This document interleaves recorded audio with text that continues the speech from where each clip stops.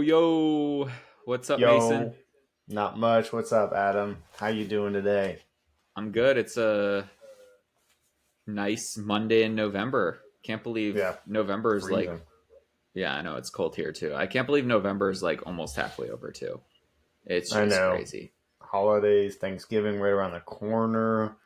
People are going to be hanging and eating loads of food and lightening up their pants or wearing sweatpants to dinner now as the more casual way for Yep, Thanksgiving. yep. Everybody gets it. We want to Yeah, stuff ourselves. I know. Hey, and if you want some really great wine and beverage recommendations for your holiday meals, go check out the last podcast, Holiday Wines, available anywhere you stream your podcasts. Also, you can listen to it on YouTube. And Mason, before we jump into our newest episode of the Assemblage Beverage podcast, we've got a word from our sponsor. Oh, what? And it's not Really? us this time, Mason. We're not No sponsoring way. our own podcast. Our first official proud sponsor of the Assemblage Beverage podcast is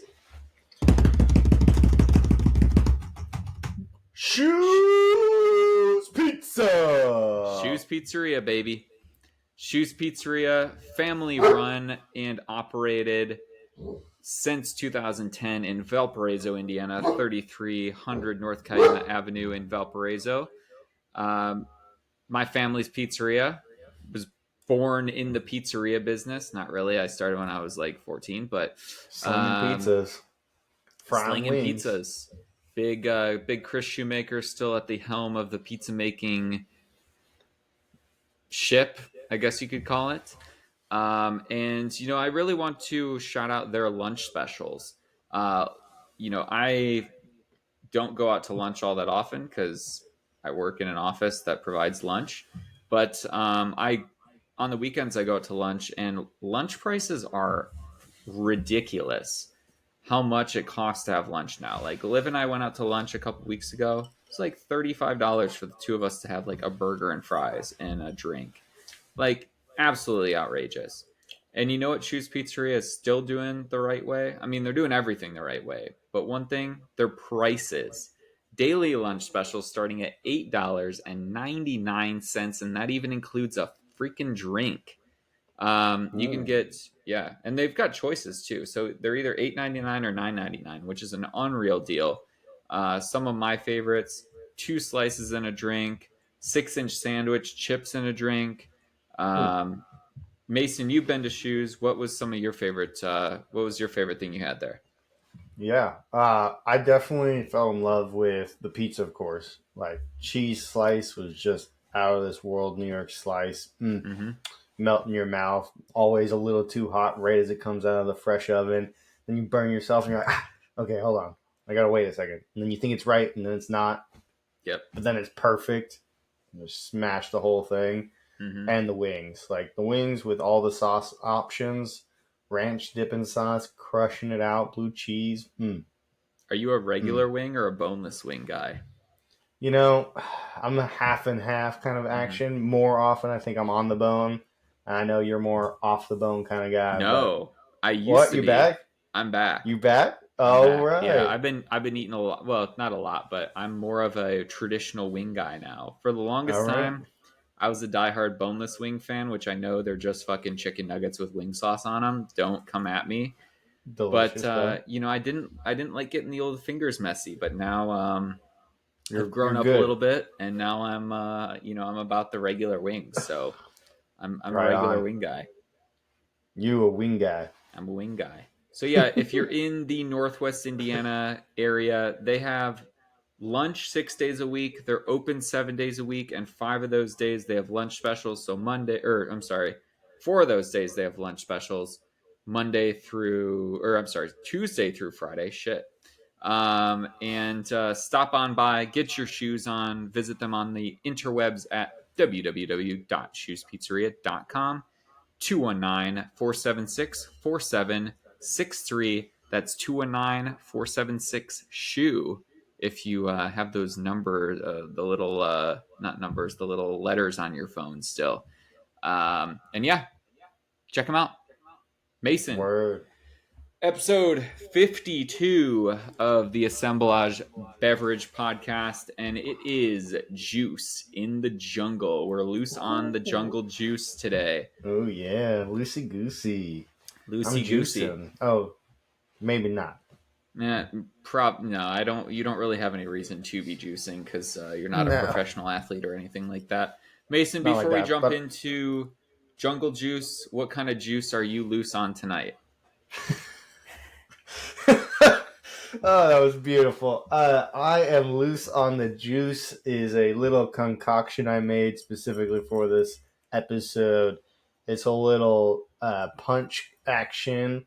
It is black cherry, apple juice, vodka, orange, uh, tangerine, and lime juice with a brown sugar syrup all on top. And just clean, crushing, like a punch bowl action style drinking. Everybody gets to enjoy it. They don't realize how much they're drinking until Mm-hmm. they're a little too loose and goosey. You know what I'm saying? I've not tonight, but I've been You around a punch understand. bowl or two in my life. What are you drinking, Tank? I'm just sticking to some wine. Liv and I had some Sancerre last night with dinner, so just finishing up the rest of that bottle.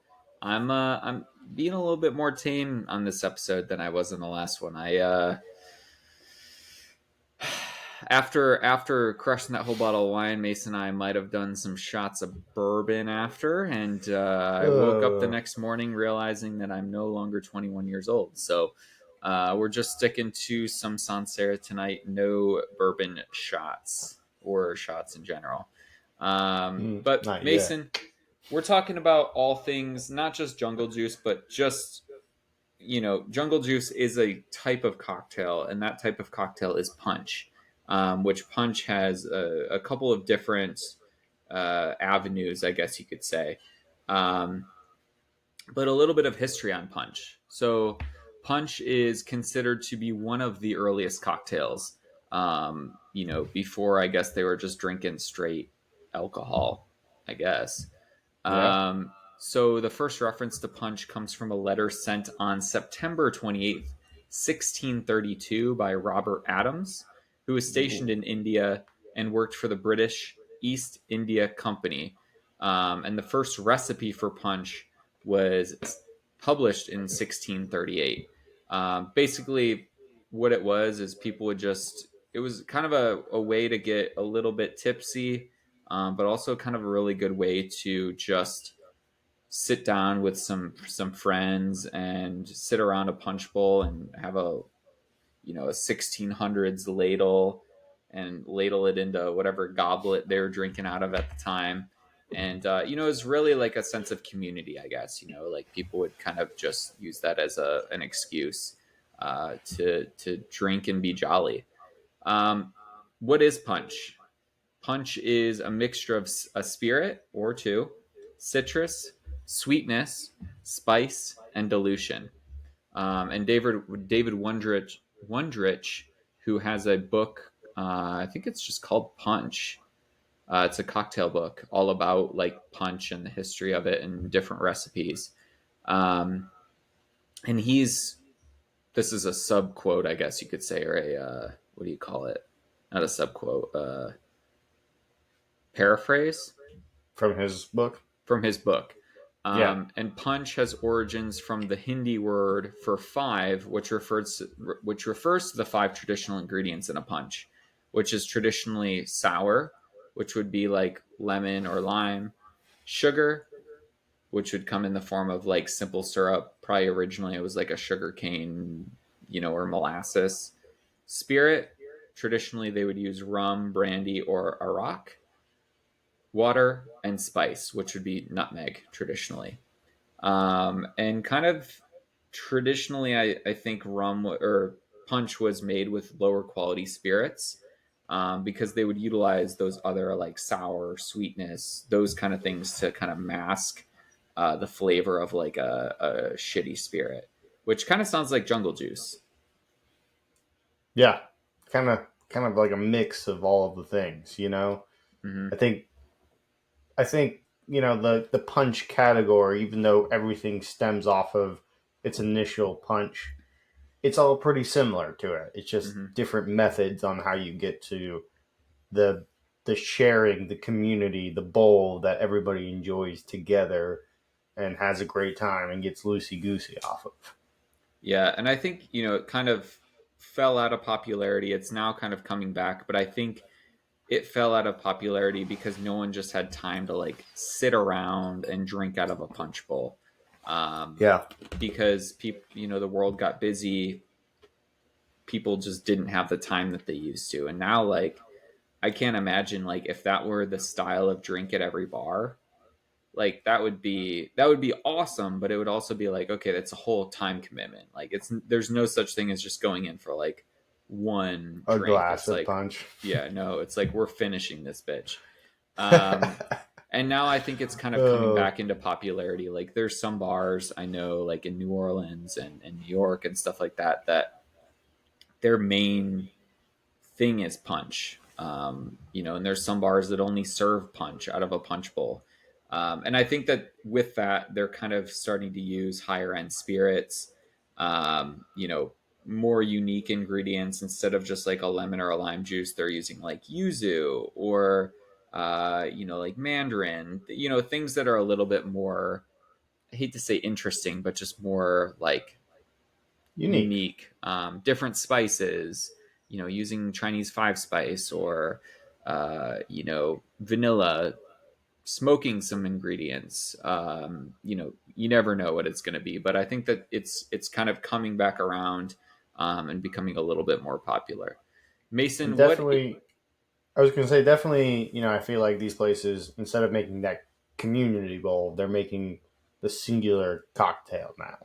Mhm. They're taking the idea of that beautiful community bowl and creating something for the individual now. Yeah. Or I don't know, like, or those like shared cocktails that are meant for like 4 or 5 people, or 4 to 6 people, or something like that. Like one of my favorite ones being at the Noda Bar in New York City, which unfortunately has closed down.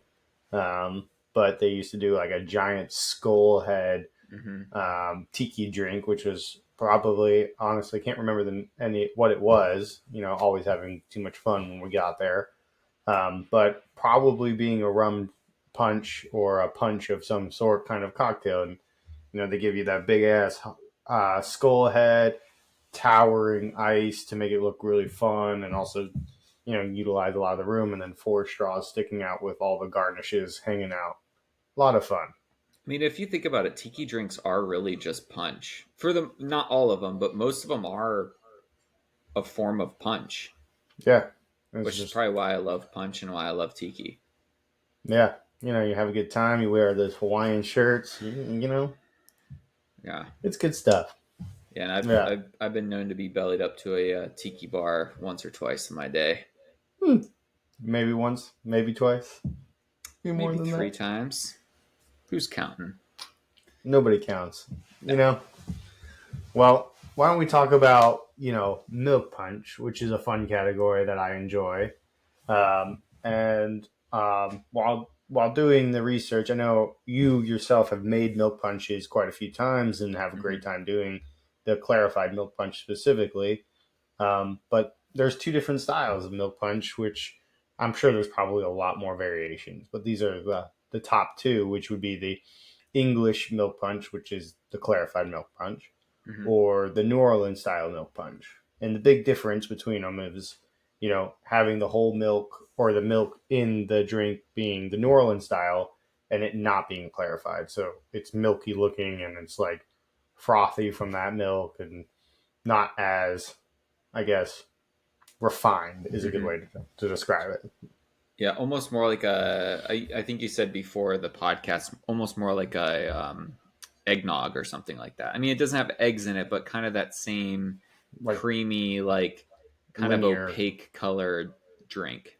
Yeah, definitely. And not that one is better than the other, just very different in Hmm. how you kind of stylistically want to drink that. Like for me, like especially drinking any sort of cream or milk or any heavier based cocktail drinks, they weigh down on you. They feel like they fill you up more, like, and they sit in your stomach for longer. I feel like so Hmm. those kind of drinks, like, definitely will have a little bit at a time or more towards the winter seasons, like we are going into now, and get to enjoy a little bit more hearty and filling up kind of thing to warm your belly, um, your insides and your outsides if you're, you know,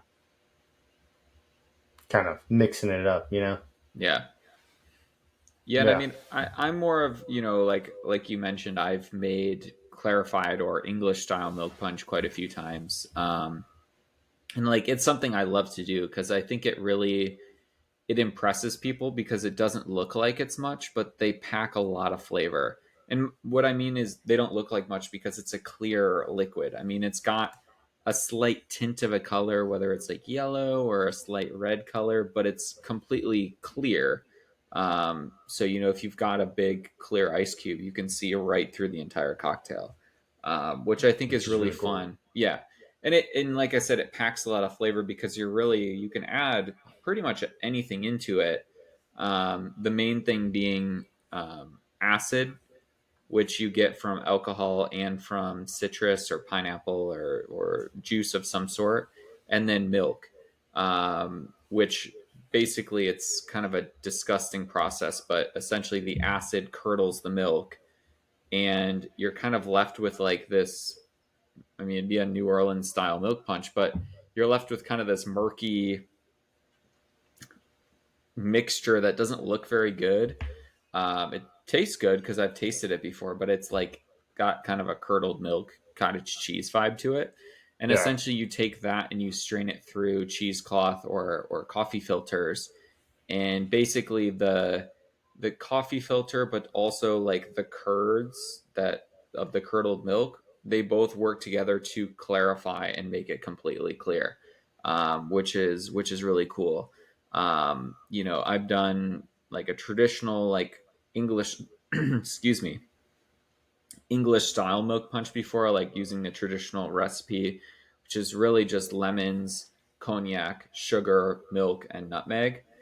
I've added some tea into it, like green tea or rooibos tea, things like that.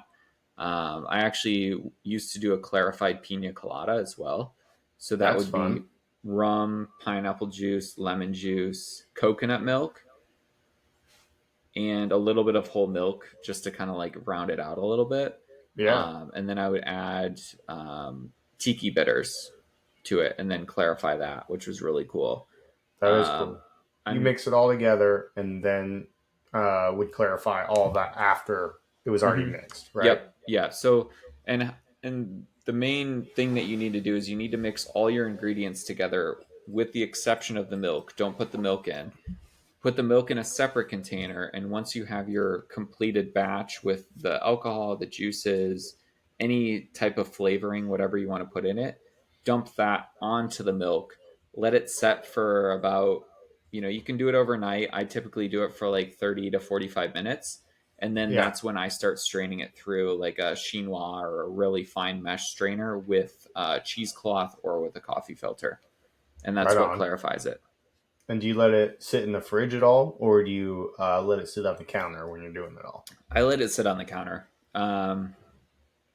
With bigger batches, I'll do it in the cooler. Like if I'm doing it for like, if we used to have one on our menu at the last restaurant that I worked at, and I would do that in a cooler because I would batch like multiple bottles worth. Yeah. If you're doing it at home, it's not really sitting out for long enough that it's really gonna matter all that much. And then typically what I'll do is then I just once it's done and clarified, I'll put it in a container and I'll stick it in the fridge. And I was actually in Chicago. I think I talked about going to Chicago on the last podcast, but we were in Yeah. Chicago at a restaurant called the Loyalist, which is a place that Liv and I love to go to. I mean, every time we're in Chicago, we go there. One of the best burgers in the city, and their sister restaurant, which is actually on the main floor of the restaurant or of the building, because the Loyalist is kind of a speakeasy underneath. That's And cool. Smith, which is their sister restaurant, was a 2 Michelin star restaurant, and the week this past week, they just received their third Michelin star. So they're one of 2 restaurants now in Chicago. So there's Alinea and there's Smith, that have 3 Michelin stars in Chicago. So anyway, shout out Smith because their food is amazing. But That's awesome. down in the kind of the speakeasy, which is the Loyalist, they had a clarified milk punch on their menu. It was called like 17 carats or 99 carats, or it had something to do with carrots. And it was a clarified carrot and walnut milk punch. And it Wild. was so good because it had like a slight, like orangey pink hue to it, but it was completely clear, served over a big cube. And man, I didn't order it. I think Olivia ordered it, and I was She only got drinking. a sip.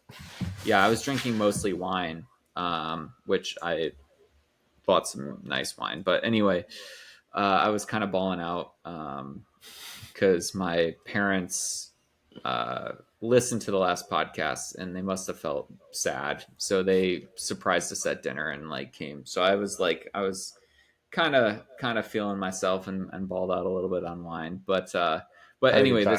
this clarified milk punch was super unique, super delicious. I'm working on a new recipe for a clarified milk punch as well, which maybe once I try it, we'll post the recipe and post how it's made. Yeah. Because the last milk punch video that we put on our TikTok did pretty well. So I don't know if anyone made it, but it's not super hard. It just takes some time, but then it stays good in your refrigerator for probably about a month. You don't really have to worry about like the milk going bad because of the way You the curdle, alcohol, clear and it. you're really only using the proteins in the milk. You're really not getting any of like the milk in the finished cocktail. Just kind of like it's more so there for the clarification, but also for the like mouthfeel of the Yeah. cocktail. Have you ever made a milk punch, Mason? I've never made a milk punch. No, I've only witnessed your milk punch a few times, and I'm pretty sure I've tasted it when I came to visit. And that was the only time. But I've had milk punches going out a few times, and they're always delicious. They're always Mm-hmm. creamy in my mouth and a lot of fun. But no, I've never made an English style or clarified milk punch. Yeah, Definitely made a lot of eggnog in my life, but that's true. We gotta actually post the eggnog recipe this year because I don't think we posted it last year. Your oh man, famous your famous eggnog combo. recipe. Yeah, and Yeah, maybe you need to record yourself making some, and we can post it on the old TikTok with the that's a good recipe. idea. Yeah, Definitely, definitely. that's your Well, why assignment, don't? Mason. All right, that's my assignment. Heard, chef, the chef. Well, why don't we get a little juicy jungle and talk about jungle juice? Oof. Ooh, yeah, Just sends it gives me shivers. chills down my spine. I'm sure every one of us has a story about some sort of jungle juice that they had at some sort of party that they can or cannot remember. But did you know that jungle juice was created in World War II for the soldiers Hmm. fighting? That I was did when not it know that. became created and popular. And Interesting. yeah, and it was literally so that the soldiers didn't have to meet a sober death being in such a crazy war. You know, it's pretty wild. But um, the important thing for jungle juice was it used a grain alcohol, juice, fruit, actual fruit, and then a big container to hold it, or container to hold it. That was the biggest rules. And part of the fun of the jungle juice was throwing in that fruit because, you know, after you're done scooping it out, or while you're scooping it out, you also scoop out some of the fruit to enjoy with it. And it should be soaking for many hours Mm-hmm. to really absorb the full The contents of the juice. alcohol, the juice, the essence of this deliciousness. And those little pieces of fruit also give you nice little zinger pops. And Yeah. when done correctly, can be very strong. I don't know if you've ever seen like the fun like watermelon things where they like, you know, carve little holes in the watermelon, stick Mm-hmm. vodka Stick all the bottles bottles in. in there. Yeah, Yeah. just let it soak for hours and hours. Literally, just imagine doing that and then scooping, like, oh, what is that? The melon baller scoops out of that and throwing that into the punch bowl with all that liquid, along with Jesus. everything else, then juice and sugar and whatever else you're feeling, just to water it down and just getting people wasted. Yeah, that's God. The fact that you thought about the boozy soaked watermelon just being a garnish to jungle juice is absolutely insane. I've got a headache just thinking about that. Uh, But yeah, I mean, like, I think got a that, hangover coming on. yeah, Oh gosh. I need Olivia to bring me some ibuprofen or something, man, because I'm feeling the hangover already just talking about it. No, but I mean, like, uh, I feel like the amount of times I've had jungle juice is probably not as many as most people. I mean, I don't know about you, but like in culinary school, like we really didn't have jungle juice. I maybe saw it at a couple of parties, yeah, but it really wasn't a big thing. Like, because we were somewhat of a dry campus. I mean, we weren't, but we were. I don't know. CIA was kind of weird about like the rules and what you could do and what you couldn't do. yeah, But I feel like a lot of the times, like we mostly just drank straight liquor or we drank beer.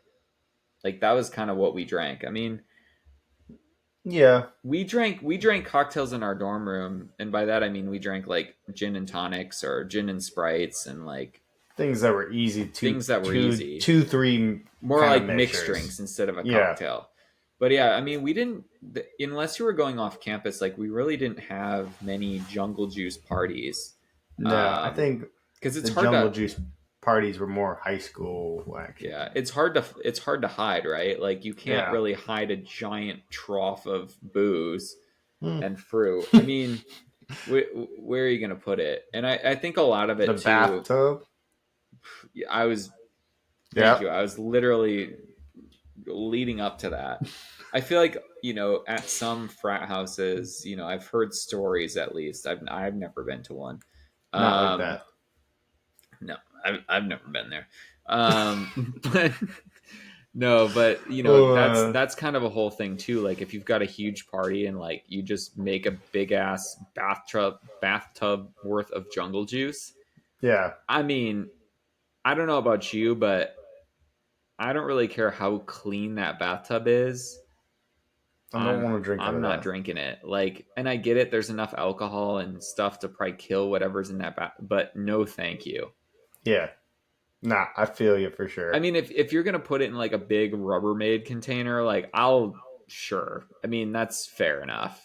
Like a cooler kind of action. Yeah, like a Yeti cooler or like a big Tupperware, like you'd put your clothes in or Lexan. something, like a Lexan. Okay. Yeah, like Yeah. I would do that, but a bathtub, like Not so much. that's where I Yeah. draw the line. But I think that's a lot of people in their college.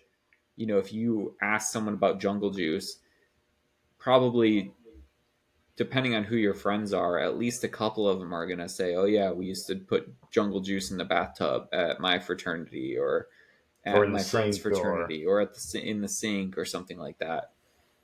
yeah. I mean, No. that's fucking nasty.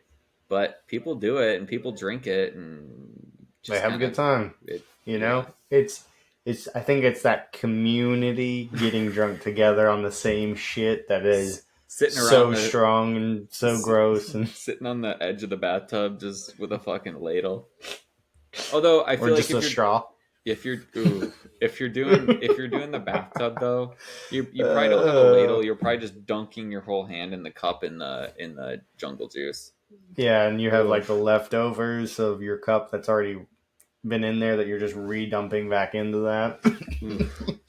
Now, everybody, just sanitary wise, heebie jeebies, they'll be coming for you. But that is definitely something to think about next time you go for that next scoop.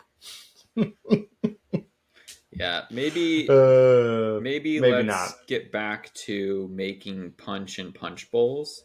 Yeah, Because I think that that's the way to go. Because you know that probably the only thing that's been in there has been punch. hopefully. Not Yeah, not. not your feet, not your all that stuff. Mm-mm. uh, But I mean, like I said, that's a lot of people's stories, right? yeah, A lot of people have those experiences. I'm sure, your brother was in a fraternity, right? yeah, he was. I'm My brother sure. was too. I'm sure that they both have stories about that shit. We should have Yeah, had them on this podcast, actually. They could have that told would have me, been. they could have told us their favorite jungle juice recipe. Why don't we like get them to do a little recording for it, and we'll snip it in right here. We'll throw it in. That's what I Yeah. think we need to do. Get them to And tell us their jungle juice story here's and their recipe action. right now. Just kidding. They don't And have a recipe. and Um, here is Austin telling us about his jungle juice story right here. Boom. yeah, there's no recipe. No, no, yeah. Fine. Maybe we'll ask them and Next we'll time, do like a reel or something with their recipe, or I don't know, probably not, but something fun.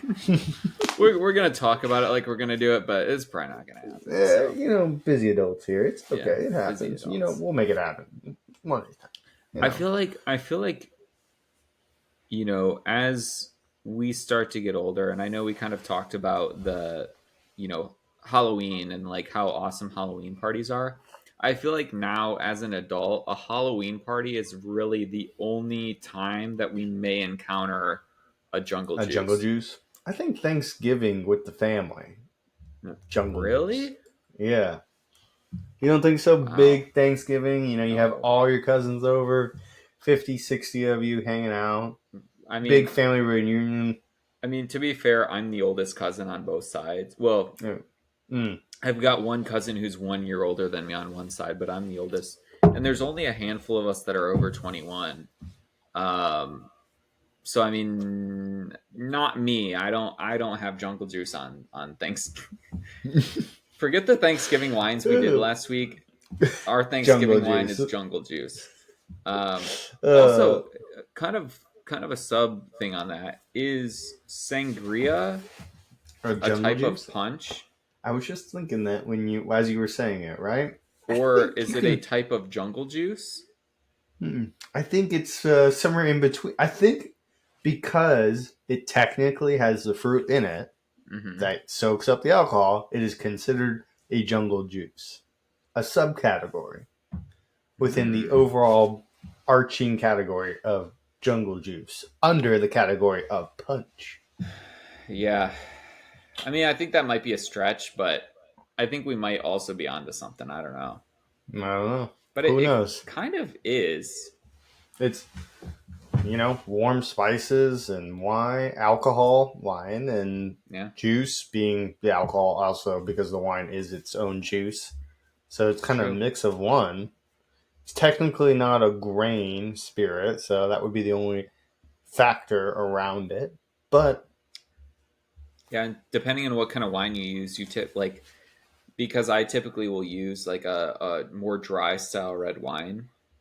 I will add in some like sugar of some sort, just because like I don't love sweet wine, and I'd rather control how much sugar I actually add to the jungle sangria juice. Um, uh, but yeah, I feel like for me, if jungle juice is gonna come into my life at any point, it's going to be at a Halloween party, or a big, large party of some sort. or like if Ooh, a high we, school reunion, yeah, college reunion. I feel like those are the places you'd have punch at. it's nuts. Hmm. Our 10-year high school reunion is next year, Yeah, that is which wild. I'm definitely not going to that shit, but like that is absolutely insane that it's been 10 years since we've graduated high school. That is really wild. Hey, you know, keep getting older. Time keeps moving. Yeah, shout out Valparaiso High School class of 2014. Shout out Sedona Red Rock High. Let's go. Yeah, Oh got gosh. like Wow. I feel like class reunions, this is just totally off. I don't know why we got on this topic, but I feel like It's the class punch. reunions, yeah, it's the punch. We're loose on the grape Lucis. juice. Um, I feel like uh, class reunions were a lot more popular, like with our parents' generation, Yeah, like because they rather didn't than have our generation. they didn't have like Facebook and Instagram and things like that. That they Hmm. just everybody always stayed connected. I see the growth of my classmates' life Yeah, through it periodically when they show up on my Facebook or Instagram or whatever it is, right? Where our parents, they just disappeared from each other until they that's true. eventually saw each other again. That's true. I mean, I don't But even they're know where you would like who plans pretty sure the student body president of your year is supposed to plan your Jesus Christ. reunion for that year. I don't even remember who that was. That was me. I'm the student body president. Oh fuck. But I'm not doing that. I don't live anywhere close, I'm not so it's doing never shit. gonna be me. So anybody from Red Rock High listening, you want to do this, get this action going, I'm down. Just tell me where to show up, but I'm not gonna plan it. I'm sorry. It's just You would go though? maybe, probably not, Yeah, but fuck no, absolutely not. maybe my 20-year reunion. You know, I feel like 20-year, like, yeah, I could see that. I feel like 10-year is like you're you're still really just getting just taking figuring out off. how to fucking do laundry.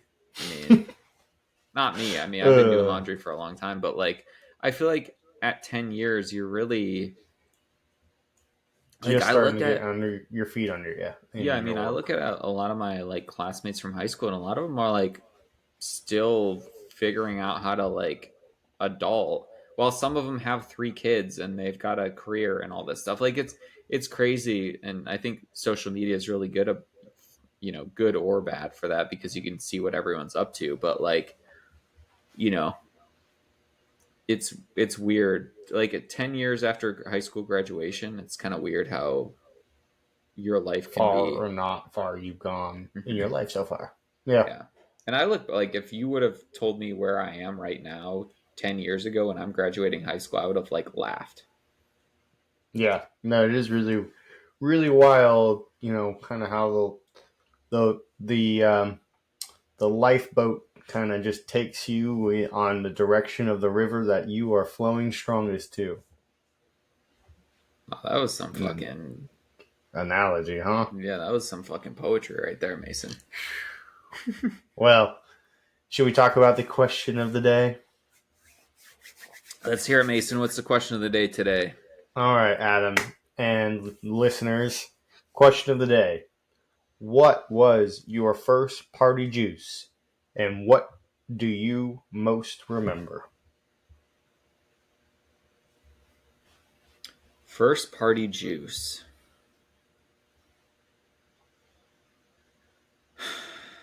You know, I don't think I must just not remember it because I drank too much of it. Yeah, But I mean, I really couldn't tell you the first time I had jungle juice. yeah. I can Yeah. remember my first party juice, like really just seeing the vat of alcohol, and it was, those like 15, 20 gallon plastic containers you get from the container store. Hmm. They're just square. Yeah, going to a frat party with my brother and just throwing a bunch of ice and then watching the guys pull out, 6 plastic handles of vodka, just dumping it right in. And then right after that, the high C orange juice, grape juice one that's also orange juice one and also the red one. They just dumped them all in together and then took 4 liters of the Sprite and just dumped that right in and then just took a giant ladle and all the way around. And all of a sudden, all right, everybody. And that's where the Soup is night started. served. And the most memorable part of that was somehow during the time of the drinking games, having a great time. I apparently had knocked over a cup and had to Zamboni in the middle of a party. And if you don't know what that is, just go ahead and look it up because Yeah. there's no need to explain. Just Google it. Man, I Google will. Google Zamboni jungle juice table, and Uh, just you just probably don't want to actually look that up. I don't even know what that would pull up, but Probably nothing, but probably nothing good, nothing you want to get into. But man, did that happen? And I took it like a champ. But now looking back, sorry, just yeah. like the bathtub jungle juice, never gonna happen again. Sorry, y'all. Yeah, I'm really trying to think about when, I probably went to, like, I was probably visiting, one of my friends at Indiana University during college, and, like, I'm sure I had jungle juice at a frat party or something. But, like I said, my jungle juice experience is pretty limited because really, like, up until really like a couple years ago, I really wasn't a spirits drinker. Yeah, And for me, like, I was always more of a beer or like, you know, I was never even really like a rum and coke type of person. Like, I don't know. I was always just a beer drinker at parties. So I always kind of stayed away from it because I was like, was this in a bathtub at some point? Like, I know you gave me this cup, but was this in the where did it come bathtub? from? Yeah, where did it come from? uh, So yeah, I don't really have. I know I'm sorry to disappoint. I gave up my really well thought out sappy answer last week, and I don't have a jungle juice story. answer this week, but But I will say that I'm sure some of our listeners have great first party juice stories and what they remember from it, or don't remember, yeah, fun. because that's very common in the jungle juice community, is not remembering things. It starts off good and humble, and it ends up crazy and ending up on the roof. Yeah, Yo, sure. or hugging the porcelain. Oh Yeah, gosh, that happens. that definitely Um, happens. Mason, you got any other punch? Oh, one thing I wanted to mention is I wanted to, because we talked about traditional punch. I kind of want to Yeah, circle back to the recipe for traditional punch, right on. mainly because it includes something that I think is really like very traditional, but I think is kind of coming back and being more like mainstream or more like hipster cocktail bar esque, What's I that? guess. And so traditional rum punch is, so you start with an oleosaccharin, which is essentially, I mean, you can do it with any type of citrus peel. You can even throw like different herbs and stuff and do it with herbs. It's really anything that has like a natural oil in its, in citrus in its skin, or like herbs in its leaves. And essentially, you add the peels with sugar, put it in a bag, a sealed bag, and kind of just, shake it up, kind of mix it around, and let it sit. And essentially, what happens is the sugar breaks down the peels and creates kind of a sweet oil, which is the kind of the base for your traditional rum punch. At that point, you'll put the oleosaccharum and the orange peels in a bowl. You'll add in lemon juice or citrus juice. Then you'll add in 2 to 3 cups of rum. I say fuck it. Add 3 to 4 cups of rum. Add in 4 cups of water. Then add in ice. Stir it up, and then grate 1/3 of a whole nutmeg over the top. Stir it up again and serve it up with a ladle and enjoy it with your lads, because we're traditional English people now. Um, so yeah, that's kind of a traditional, like the recipe for a traditional rum punch, that I think sounds delicious.